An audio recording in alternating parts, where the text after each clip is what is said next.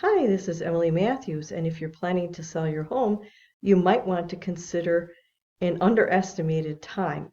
And in this webinar, I'll answer the question, why then? It's actually January. There's an old rhyme that begins, January brings the snow, but it also brings what we call pure buyers. They're dedicated, they're out there. Think about it. Only someone really serious about buying is going to be out looking at houses when it's 15 below. And I have had some buyers out there in that kind of weather.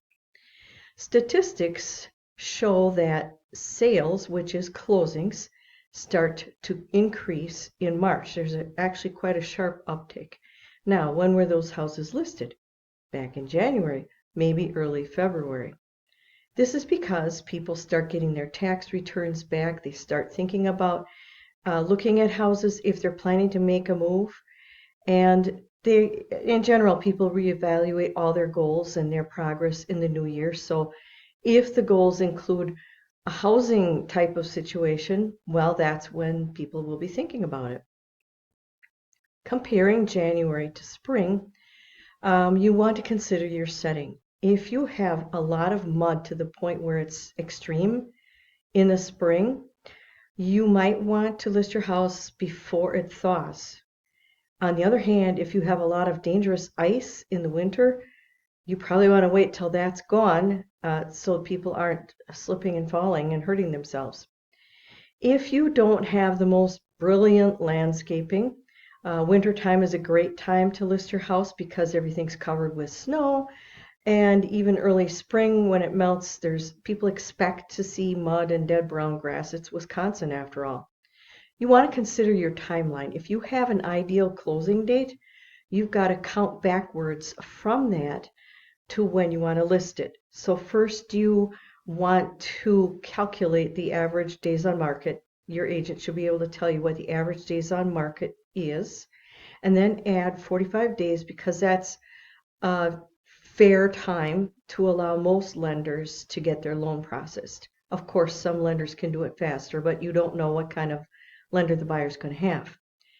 And so you add those two together and then calculate back to when you probably want to list the house. Now, what if it isn't January anymore? Well, statistically, sales do continue to climb until June. So don't wait till June to list your house because that's like the peak.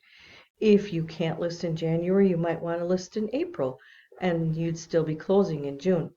The number of potential buyers does increase as the weather gets nicer, although they're not as pure, and there's a lot of people that just look at a few houses kind of for kicks and giggles, and then they're off and they never really wanted to buy anything.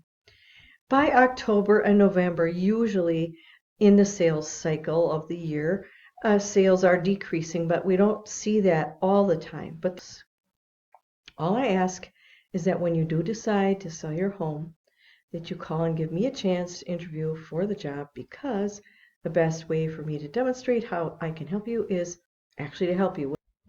And that's it for now. This is Emily Matthews here to help you with all your real estate needs. Don't forget to subscribe. It's the little icon with my head on it. Have a wonderful day.